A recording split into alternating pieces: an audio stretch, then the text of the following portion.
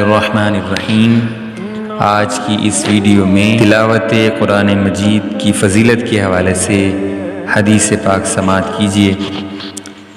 آسمان و زمین کی تخلیق سے پہلے فرشتوں نے امت محمدیہ کو اسی قرآن کی حامل ہونے کی وجہ سے مبارکباد پیش کی تھی۔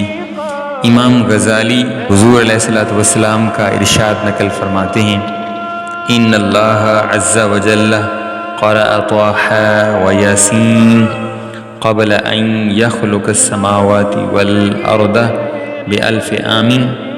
بے شک اللہ تعالیٰ نے سورۃ طٰہٰ و یاسین آسمان و زمین کے پیدا کرنے سے 1000 سال پہلے ظاہر فرمائی۔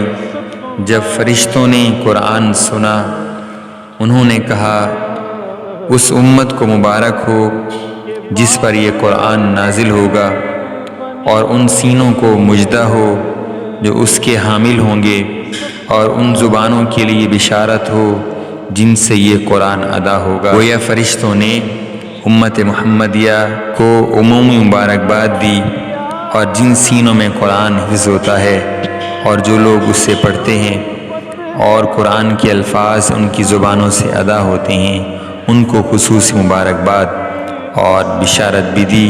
اللہ کریم سے دعا ہے اللہ تعالیٰ ہم سب کو قرآن کریم کی تلاوت کی توفیق عطا فرمائے۔ حضور کی بندہ پری ہے،